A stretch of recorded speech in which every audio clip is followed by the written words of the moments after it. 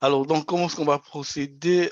Donc, je vais vous présenter le concept de la biofidélisation et pendant 20, 25 ou 30 minutes maxi et après, voilà, vous pourriez poser des questions sur, voilà, sur ce que j'ai présenté ou si vous avez d'autres questions concernant la fidélisation ou des questions en lien avec le management. Alors donc sans plus tarder, on va démarrer. Je vais partager mon écran.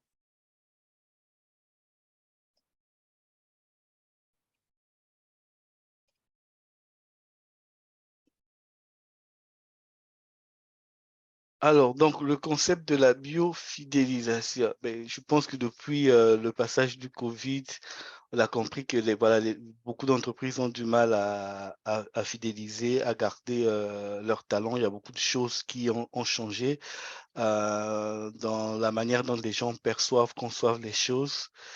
Et avant, on pensait que le salaire faisait tout, mais aujourd'hui, on se rend compte, il n'y a plus que le salaire, qui est important et donc garder, les talents devient quelque chose de très précieux. Alors, il y a déjà beaucoup de solutions qui existent, sur le marché et pourquoi est-ce que, beh, je parle de la biofidélisation? Pourquoi avoir créé ce concept? Alors, pour moi, la biofidélisation, en fait, c'est un concept qui regroupe, plusieurs solutions. Donc aujourd'hui, on a, voilà, des problèmes de burn-out, problèmes d'absentéisme, tous les problèmes de démotivation en entreprise, des arrêts maladie longue durée et tout ça, ça affecte la productivité. Mais dans ce concept, j'ai imaginé quelque chose qui pourrait, hem, apporter des éléments de réponse, à ces différents problèmes. Et donc, l'idée, c'est de fidéliser donc par des ressources naturelles les collaborateurs. Alors, qu'est-ce que j'entends par ressources naturelles?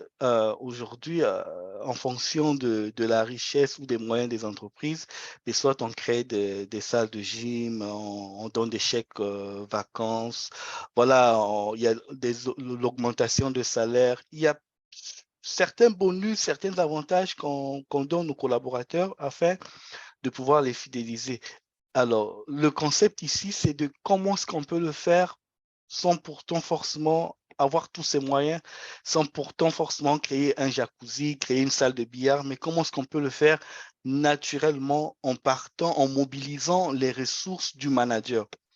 Donc, en gros, l'idée, c'est de pouvoir créer un environnement qui favorise à la fois la performance et l'épanouissement des collaborateurs. Donc, c'est vraiment le concept, l'idée de la biofidélisation, faire avec les ressources qu'on a entre les mains, mais faire avec les ressources naturelles.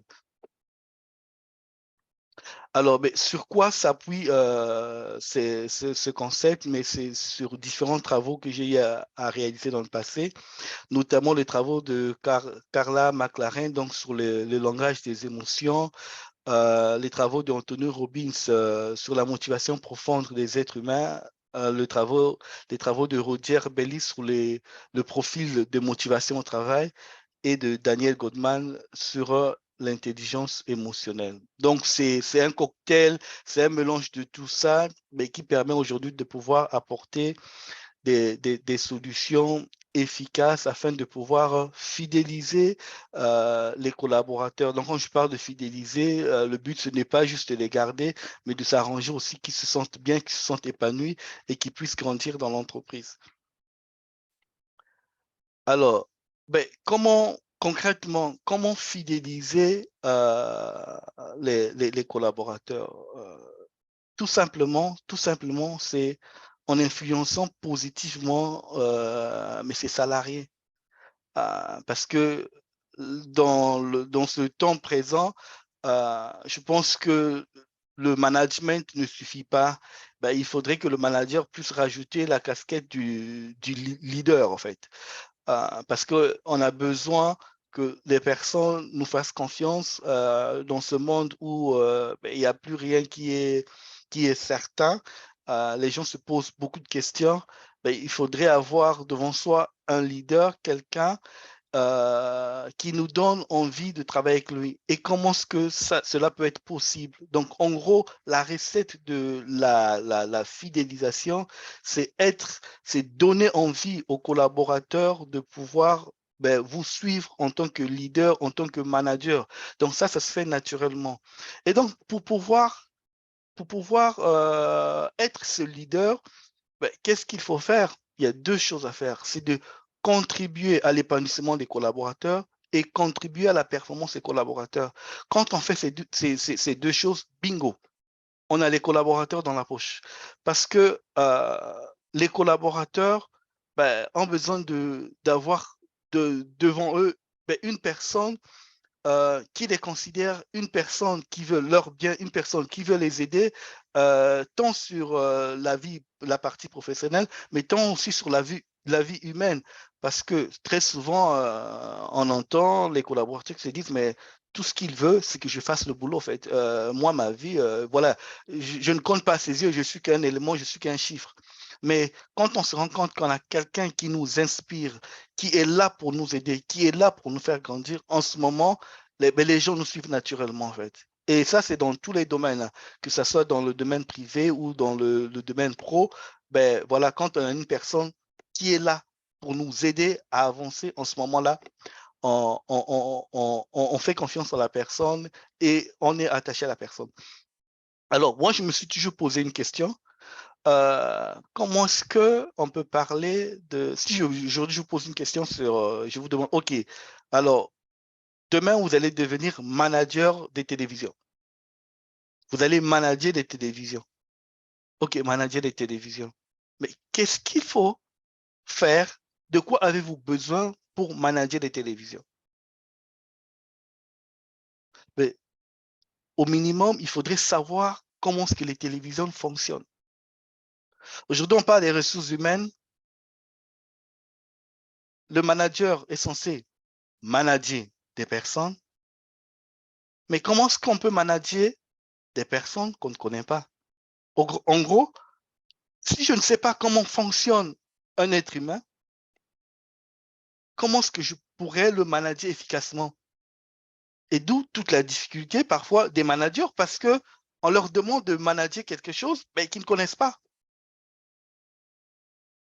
Oui, c'est vrai qu'ils ont reçu des notions à l'école dans leur parcours, mais l'être humain est complexe. Donc, si on n'a pas des bases sur le fonctionnement de l'être humain, si on ne sait pas ce qu'un collaborateur recherche déjà, comment veux-tu fidéliser quelqu'un si tu ne sais même pas ce qu'il recherche à la base? Si tu ne sais même pas comment est-ce que la personne fonctionne? Et donc, toute l'importance de pouvoir comprendre le fonctionnement de l'être humain, de comprendre ses besoins, de comprendre ce qu'il recherche, afin de pouvoir l'aider. Parce que si je ne sais pas, je n'ai pas les ressources, je ne comprends pas ce qui se passe, je ne saurais pas aider la personne. Je vais faire juste comme les autres. Avec les différents styles de management qu'on connaît aujourd'hui, mais aujourd'hui, on commence à voir leurs limites, hein, surtout le management directif. Aujourd'hui, quand tu appliques ça systématiquement, mais les salariés, aujourd'hui, ils vont pas hésiter de prendre la porte. Donc, c'est important pour le manager de grandir afin de pouvoir apporter des éléments, des réponses qui vont vraiment aider le collaborateur. Alors, donc, la formule est la suivante. Premièrement, c'est le manager prépare le terrain. Donc, le manager doit grandir, il doit comprendre toutes ces choses afin de créer un cadre, afin de créer une atmosphère, un endroit où le collaborateur pourra s'épanouir, pourra se développer. Donc, ça, c'est le travail du manager. Donc, le manager doit grandir en tant que personne, il doit apprendre de nouvelles choses, il doit comprendre c'est quoi l'être humain, comment est-ce qu'il fonctionne, comment est-ce que je pourrais aider une personne en difficulté, comment est-ce que je pourrais apporter un plus à mon collaborateur. Et de l'autre côté, il faudrait aussi que le salarié puisse avoir des éléments, des outils qui vont lui permettre de pouvoir faire face aux difficultés. Parce que moi, en tant que manager, je peux créer l'environnement adéquat pour que mes salariés se sentent bien. Mais si derrière le collaborateur a un problème personnel, et qu'il se sent tellement stressé, mais quand il vient au travail, je ne pourrais pas faire grand-chose, en fait. Et avec et parfois aujourd'hui, on se retrouve dans des situations où mais le collaborateur n'arrive pas à s'en sortir à cause de la charge du travail.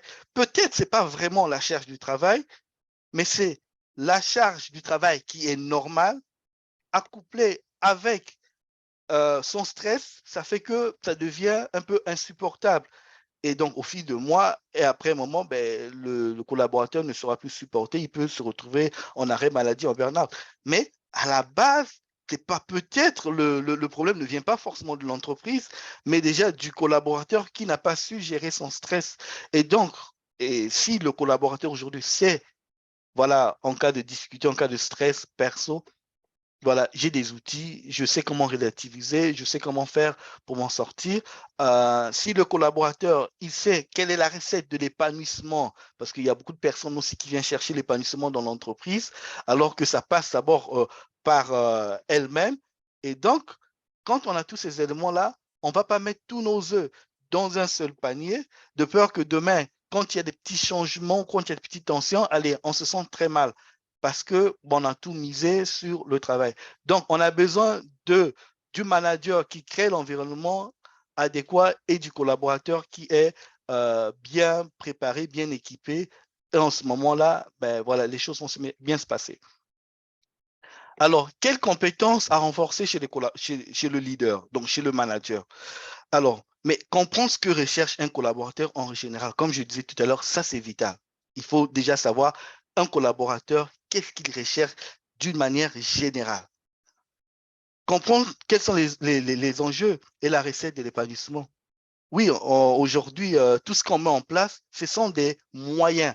Salle de billard, augmentation du salaire, ainsi de suite. Ce sont des moyens. Ce n'est pas ça qui crée l'épanouissement chez un collaborateur ou chez une personne d'une manière générale. Ce sont juste des moyens. Maintenant, moi, il faudrait, en tant que manager, comprendre le véritable enjeu. Parce que quand je comprends le véritable enjeu, je comprends la recette de l'épanouissement. En ce moment-là, je serai aiguillé, je serai avoir les bons gestes, je serai aidé mon collaborateur afin qu'il puisse facilement comprendre que l'épanouissement, le bien-être est accessible. Et c'est parce que bah, il y a beaucoup de personnes qui ne sont pas, je dirais, suffisamment formées sur ces aspects-là. Et donc, du coup, on déploie plusieurs moyens pour pouvoir favoriser le bien-être, alors que vraiment, c'est accessible. Mais il faudrait comprendre ben, comment ça se passe derrière, en fait. L'épanouissement a des règles, le bien-être a des règles. Apprendre à déceler le véritable besoin d'un collaborateur. Et c'est ça qui va faire que le collaborateur puisse avoir du respect pour son manager, parce que ben, le manager arrive à très vite voir ben, ce qui ne va pas ou la difficulté que rencontre le collaborateur.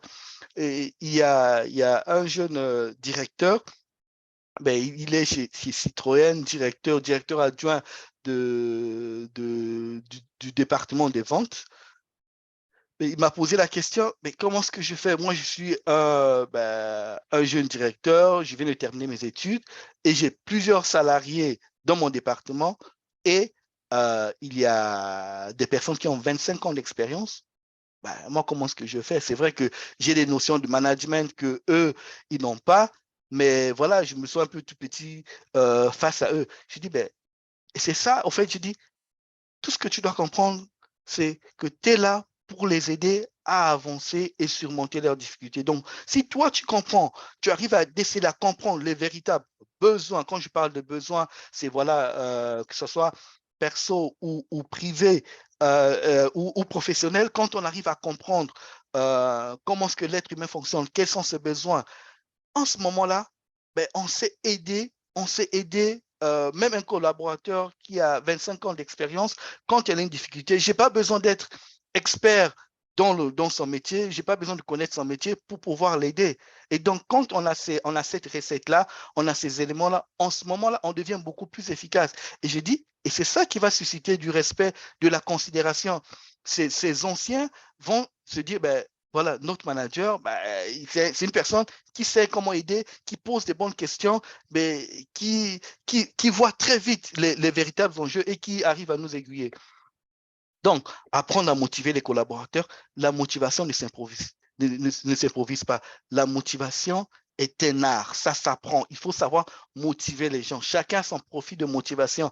Voilà, on ne se lève pas un matin pour dire, oui, ben, les gars, il faut se bouger. Non, ça ne suffit pas. Ça ne suffit pas. Il faut connaître ses collaborateurs. Chacun de nous a un profil de motivation. Il faut savoir quel bouton appuyer. En ce moment-là, quand on sait ça, on fait des choses naturellement. Et quand on arrive à motiver les collaborateurs naturellement, mais ce sont des personnes qui vont se dire, ben voilà, ça c'est un manager qui n'est pas comme les autres. Ben, apprendre à résoudre facilement les conflits, voilà. Donc, quand on arrive à acquérir des compétences où on ne se base pas uniquement sur ce qu'on entend ou ce qu'on voit, mais on arrive très vite à comprendre ce qui se passe derrière, à comprendre les véritables enjeux. Parce que quand on comprend ça, on arrive facilement à emmener des personnes à se focaliser sur l'essentiel et à trouver des éléments de réponse.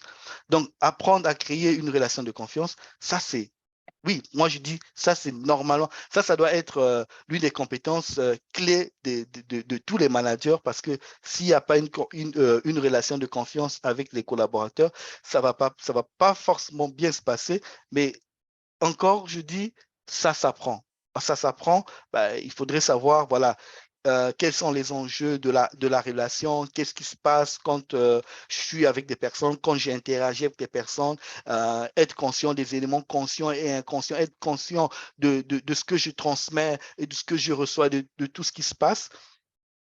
Donc, et apprendre, aider les collaborateurs à surmonter leur stress. Un collaborateur, par avoir une difficulté, n'arrive pas à surmonter une tâche, mais quand j'arrive à l'aider à surmonter naturellement son stress, ben, ça serait beaucoup de respect. Il aura beaucoup de respect pour moi et beaucoup de considération. Et finalement, aider le collaborateur à grandir en compétences. Donc, il est aussi important pour le manager de comprendre ben, la recette de la performance. Sur quoi s'appuie la performance? Quand un collaborateur a du mal à performer, qu'est-ce qui se passe? Qu'est-ce que je dois vérifier? Quelles questions devrais-je poser à la personne? Voilà. Donc, quand on a tous ces éléments, quand le manager arrive à développer ces différentes compétences, en ce moment-là, il sera un vrai leader auprès de ses collaborateurs. Et de l'autre côté, quelques compétences à développer aussi chez les salariés, mais c'est apprendre la recette du bien-être. Forcément, le salarié doit comprendre sur quoi passe son bien-être, qu'est-ce qui lui permet d'être épanoui, d'être bien dans la vie. S'il ne sait pas ça, ben, les besoins vont l'emmener dans tout le sens et il va peut-être vouloir même changer de métier, changer de boulot en pensant que le problème, c'est là où il se trouve, alors que le problème, il est ailleurs, en fait. Donc, apprendre à surmonter une difficulté personnelle. Donc, ça, il faudrait donner des outils aussi aux salariés afin qu'ils apprennent à surmonter leur propre stress. Et troisièmement, mais à apprendre aux collaborateurs à s'automotiver. Voilà, comment est-ce que je fais, même si je n'ai pas envie, comment est-ce que je fais pour retrouver cet élan le matin avant d'aller au travail. Donc, voilà, ça sont les deux éléments. Donc, toutes les compétences à développer chez le manager et les compétences aussi à développer chez le salarié. Alors, donc, juste pour donner quelques éléments, voilà, parce qu'on pense que le fait de maîtriser, d'avoir des connaissances, d'avoir des compétences suffisent pour manager des personnes. Il y a un vrai fossé entre la connaissance et la pratique, en fait. Tout simplement. Il y a beaucoup de managers qui savent exactement ce qu'ils doivent faire. Mais entre la théorie et la pratique, il y a un fossé. Et donc, le but de ce concept consiste aussi à emmener le manager à grandir. Quand on dit grandir, c'est développer des soft skills qui vont lui permettre de faire cette transition, donc de la connaissance à la pratique. Parce que je prends un exemple simple. Hein. Étant manager, voilà, il y a quelque chose qui ne se passe pas bien. Et je crie sur l'un de mes collaborateurs, je me fâche. Je vais un peu trop loin et après je me rends compte que, mais en gros, peut-être qu'il avait raison. Qu'est-ce que je fais en fait? Pour un manager, par exemple, qui a un style directif, il sait normalement que peut-être qu'il faudrait se rapprocher du collaborateur, mais il dit, ben voilà, excuse-moi, je t'ai laissé emporter par la situation, ainsi de suite. Mais combien de managers le font en fait? Ils savent que ce que je dois faire, mais est-ce qu'ils ont cette disposition interne? Est-ce qu'ils ont développé cette facilité, cette agilité qui leur permet de pouvoir exécuter ce qu'ils connaissent, en fait, l'information qu'ils ont? Et donc, la plupart savent ce qu'ils doivent faire, mais le faire, en réalité, c'est une autre chose. Et donc, parfois, ils font avec leurs moyens de bord et ils ne font pas parfois ce qu'ils sont censés faire. Et donc, toute la difficulté, quand on parle aujourd'hui d'un mauvais management, c'est pas forcément que le manager ne sait pas ce qu'il doit faire, mais il n'a pas les moyens, il n'a pas développé les capacités qui lui permettent de pouvoir passer à l'action. Et donc, le concept de la biofidélisation, c'est de pouvoir développer aussi ces soft skills afin que le manager puisse passer facilement à la pratique. Alors, comment peut-on aider un collaborateur? Donc, je vais vous donner un exemple, par exemple, améliorer sa performance. Ben, euh, déjà, le manager, il doit comprendre quelle est la recette globale de la performance. La performance s'appuie sur quoi? Si je ne connais pas, je ne sais pas sur quoi s'appuie la performance, je ne saurais pas aider mon collaborateur qui a du mal à avancer. Donc, même si je ne connais pas son métier, mais je peux toujours l'aider si je connais la recette de la performance. Et je dois comprendre ce qui se passe lorsqu'une personne rencontre une difficulté. Qu'est-ce qui se passe dans sa tête? Si je ne maîtrise pas ces éléments, si je ne sais pas ce qui se passe, comment est-ce que, le but, c'est de ne pas faire la psychologie, mais c'est de donner des éléments pratiques, des questions clés qu'on pourrait poser aux collaborateurs qui rencontrent une difficulté afin de véritablement l'aider, en fait. Donc, la performance suit un mécanisme. Ça ne s'invente pas, en fait. Quand une personne est performante, c'est parce qu'il y a un mécanisme. Elle arrive à faire quelque chose, peut-être elle ne s'en rend pas compte, elle fait peut-être naturellement, mais ça passe par un mécanisme. Et quand on maîtrise ce mécanisme, les choses deviennent beaucoup plus faciles. Donc, on peut facilement aider le collaborateur. Et c'est ça, quand le collaborateur est aidé, il voit que le manager est là pour l'aider, à avancer, à grandir. Même si demain, il a une belle proposition ailleurs, quand il pense à son manager, il va se dire non, non, je vais rester là, je vais rester. Et donc, c'est hyper important. Juste pour vous donner un exemple de comment la connaissance qu'on a ne détermine pas ma performance, en fait. Pour vous dire que juste que la performance appuie sur un mécanisme. Prenons l'exemple d'une personne stressée. Euh, vous allez voir, parfois, quand vous êtes stressé, vous n'arrivez pas à faire les choses que vous savez faire habituellement, normalement, en fait. Pourquoi? Parce que la performance du jour J n'est pas déterminée uniquement par vos connaissances, mais par l'état émotionnel dans lequel vous vous trouvez à l'instant T, par exemple. Et donc, quand le manager a compris tous ces éléments, le manager maîtrise, il sait par quoi passe l'épanouissement. C'est quoi la recette du bien-être? Il arrive à très vite comprendre, sentir, voilà, quand il rentre dans une pièce, l'atmosphère qui se dégage dans cette pièce, et il sait comment, voilà, créer une atmosphère favorable, positive, afin que les gens se sentent bien et s'épanouissent. Il sait comment aider, accompagner, créer une relation de confiance avec ses collaborateurs. Et là, il n'a pas besoin de faire grand-chose. Les collaborateurs vont le suivre naturellement. Les collaborateurs vont le suivre naturellement. Et donc, voilà, le concept de la biofidélisation, c'est de se dire, oui, l'augmentation du salaire, c'est bien, salle de massage, c'est bien, mais tout ça sont des moyens, en fait, pour arriver à une satisfaction, en fait. Mais ce n'est pas le vrai besoin qu'on est en train d'adresser en utilisant tous ces différents moyens. Et donc, le but de ce concept, c'est de comprendre quel est le véritable besoin. Et en ce moment-là, ça devient beaucoup plus facile pour le combler. Donc, voilà en quelques mots le concept de biofidélisation. Donc, voilà, je ne sais pas si vous avez des questions, des commentaires par rapport à cela. Je suis à vous. Non.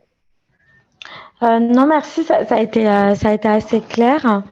Ça a été assez clair pour le coup. Non, non, pas forcément. Pas spécialement. Merci pour la présentation. Je me suis permise de couper la caméra parce que j'ai pas beaucoup de connexion. Alors, je vous avoue que des fois, j'entendais pas tout. Désolée. Mais non, ça a été assez clair. Merci. Ok.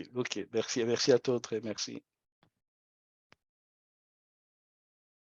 D'autres personnes, Joël? Alors, Isaac?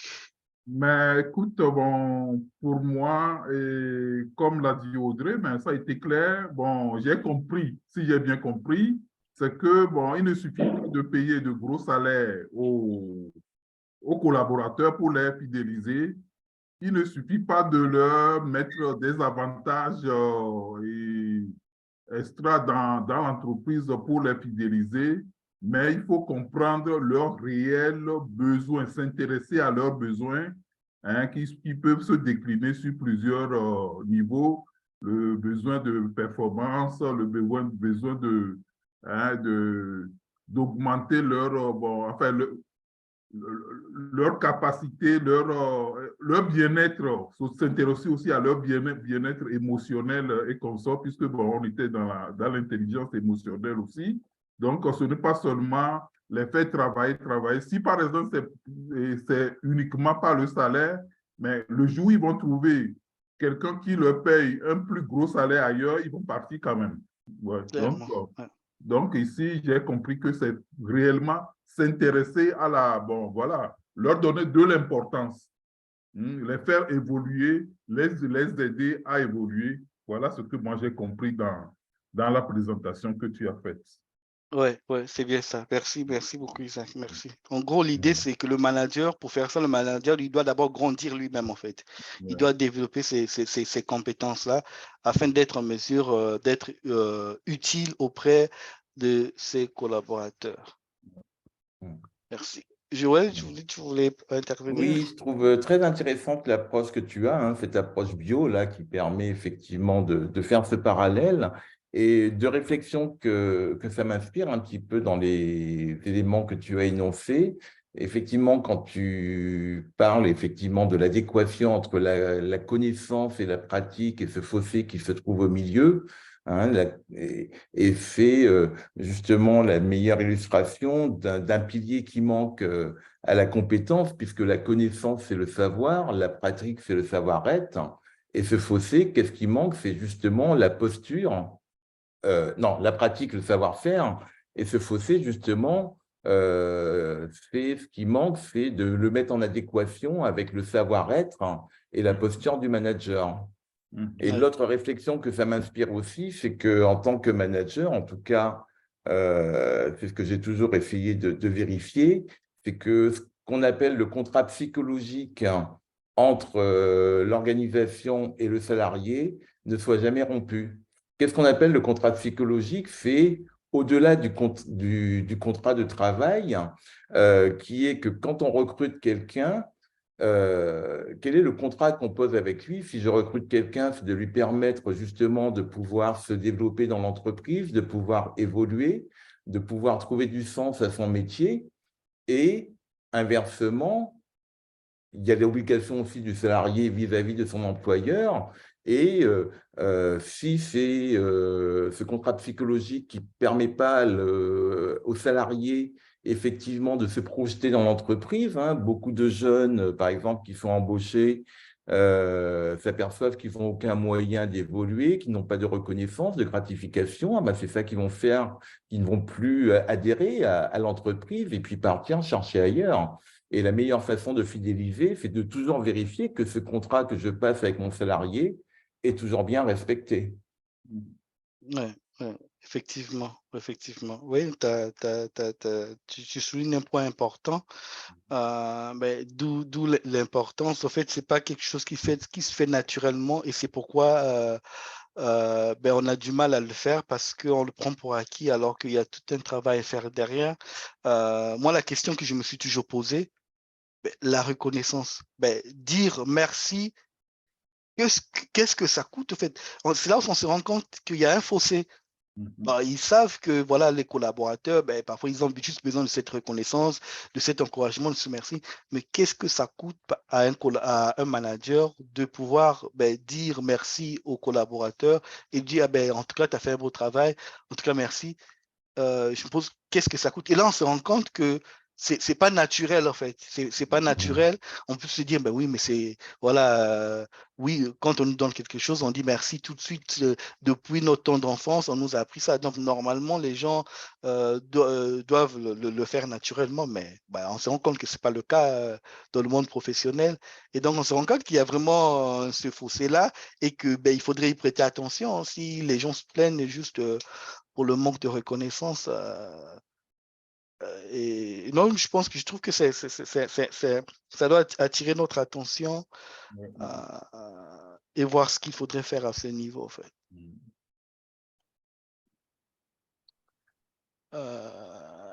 Y a-t-il une autre personne qui souhaiterait apporter une contribution, poser une question pratique sur le concept?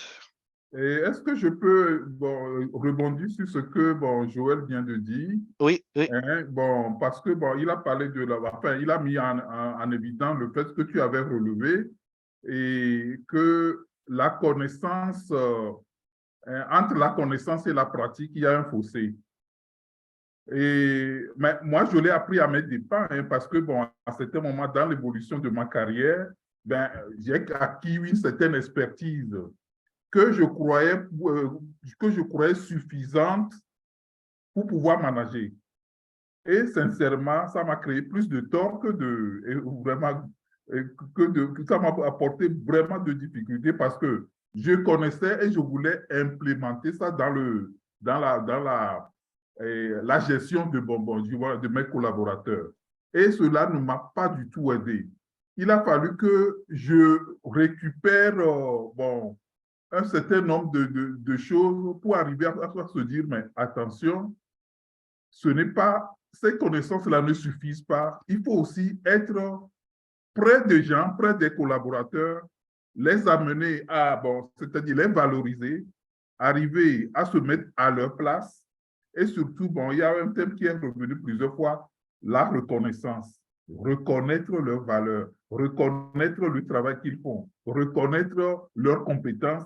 Ça aide beaucoup lorsque l'on veut fidéliser ses collaborateurs. Donc, c'est ça aussi que je voulais relever, mais qui est très important et que dans la plupart du temps, on néglige, quoi. Oui, effectivement. Et oui, parce que on peut avoir la connaissance, on sait ce qu'on doit faire, mais est-ce que je sais le faire, en fait? Est-ce que je sais le faire? Est-ce que et ça arrive à tout le monde, hein, et parfois même quand on échange avec des gens, même lorsque voilà, il y a une petite dispute, il y a des choses, tu sais que tu ne dois pas le dire. Tu sais que tu ne dois pas le dire, mais parfois il y a quelque chose. Parfois c'est plus fort que toi, et tu te dis, en fait, c'est ça. Je sais que là, je ne dois pas faire les choses de cette manière, mais je le fais quand même. Et on se rend compte que le fait de savoir avoir une information ne suffit pas pour pouvoir passer à l'action. Ça veut dire qu'il faudrait développer ces soft skills. C'est là où voilà, on parle maintenant de l'importance des soft skills, cette agilité.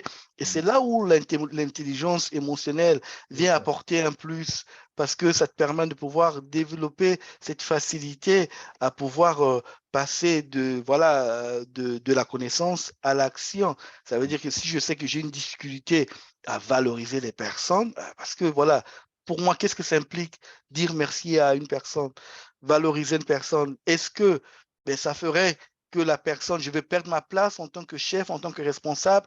Est-ce que les gens vont se dire, ouais, voilà, sans moi, il peut rien faire, c'est moi qui fais tout le boulot ici? est-ce que dans ma tête, je vais me dire, ah, mais si je fais ça, mais il va se prendre la grosse tête et derrière, il faudrait que je puisse essayer d'être derrière lui pour pouvoir l'emmener à faire le travail. Est-ce que je dois faire maintenant la courbette demain? En fait, il y a toutes ces choses et le passé de la personne qui viennent se manifester et derrière, il va se dire, ben non, il voit comme s'il ne voit pas, tout simplement parce que ça demande aussi une preuve d'humilité, en fait. Si on n'est pas assez humble, on ne saura pas forcément reconnaître les personnes, apprécier pour ce qu'ils sont et ce qu'ils font aussi. Et même, parfois, on est humain, on peut faire des erreurs, mais s'humilier ou bien demander pardon à son collaborateur, se dire, ah, mais je t'ai trompé, tout ça, ben, si je n'ai pas développé ça à la base, ben, je ne saurais pas le faire. Je vais juste montrer que c'est moi le chef, c'est moi qui décide. Et après, on avance comme ça. Hein. Mais aujourd'hui, on voit toutes ces limites. Alors, ici. Alors, donc, tac, tac, tac. Mais, Ayetobi, vous pouvez prendre la parole. Hein, vous pouvez prendre la parole. Hein. Vous pouvez vous exprimer directement comme ça, tout le monde entend ce que vous avez à dire.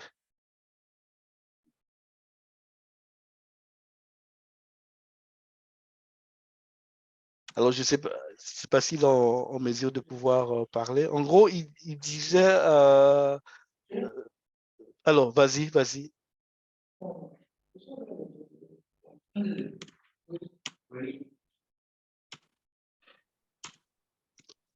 Allô, tu peux aller? Hein?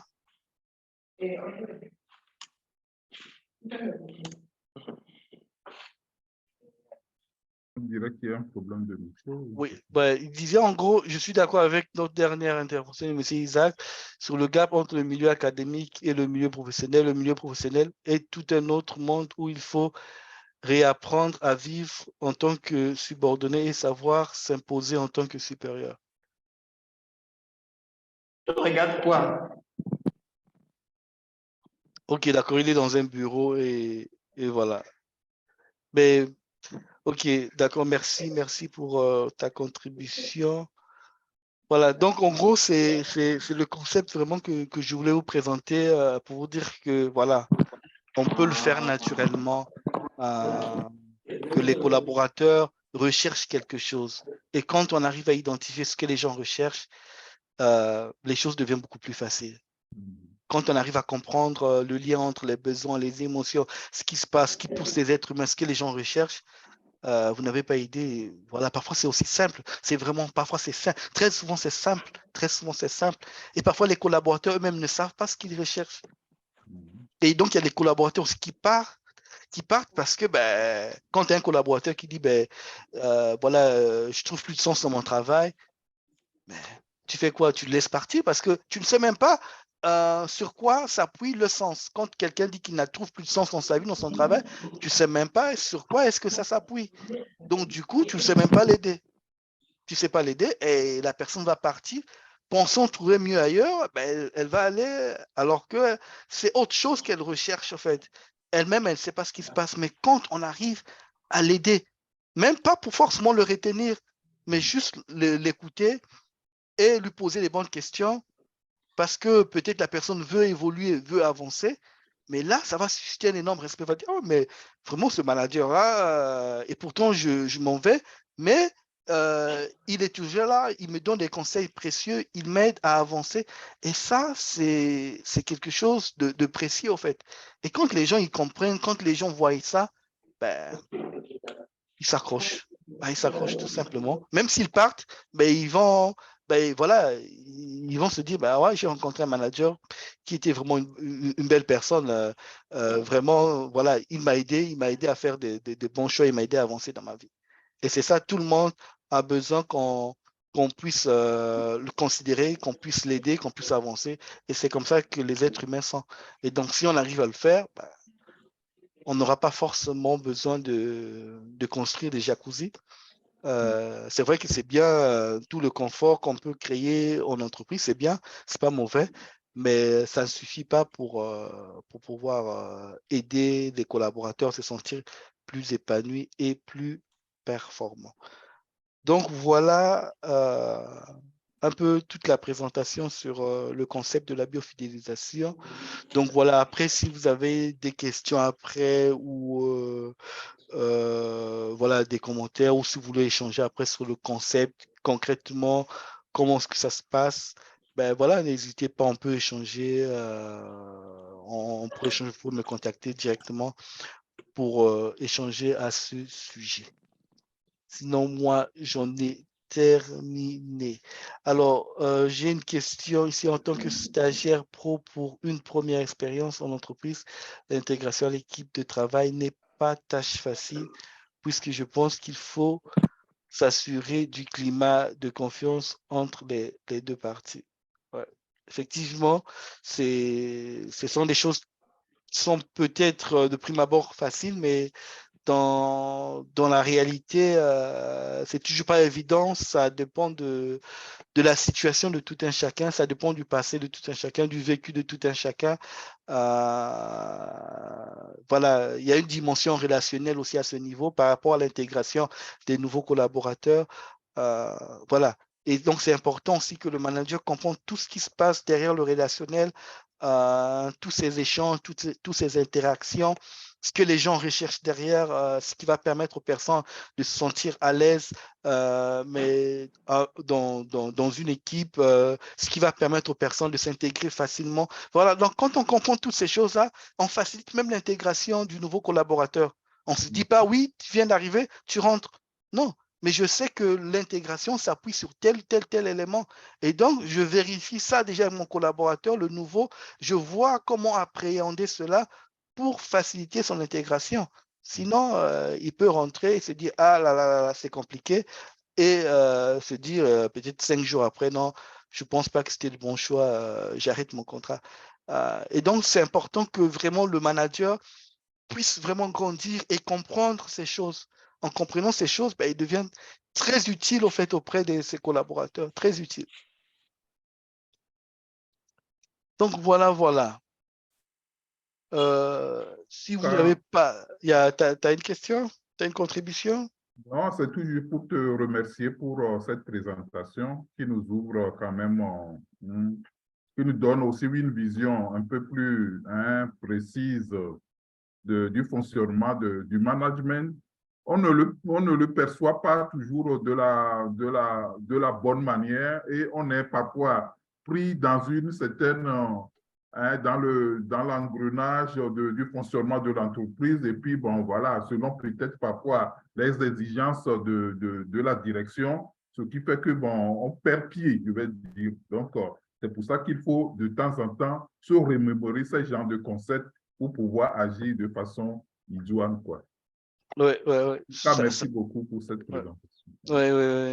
De rien, merci à vous. Juste pour rebondir sur le dernier point que tu viens de souligner, c'est vrai que le manager, lui, s'il reçoit une pression qui vient de sa hiérarchie, et donc, si lui, il ne s'est pas suffisamment préparé, s'il ne développe pas certaines compétences pour pouvoir bien absorber cette pression et de ne pas la transmettre derrière aux collaborateurs, donc être conscient de ce qui se passe, être conscient que les émotions sont contagieuses, que sa manière de faire certaines choses peut impacter les collaborateurs, en ce moment-là, il saura faire la part des choses et surtout déjà lui-même travailler sur sa personne afin de pouvoir bien recevoir les instructions qui viennent d'en haut, même s'il y a une forme de pression, ben, il sait comment canaliser cela pour pouvoir avancer et atteindre les objectifs qui lui ont été confiés.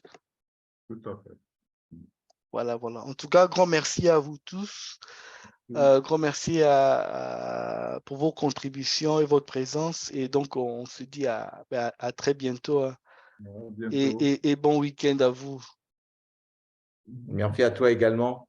Merci. Merci, bon Bon week-end à week-end. tout le Au monde. revoir. Merci, bon week-end. Au revoir. Au revoir. Au revoir.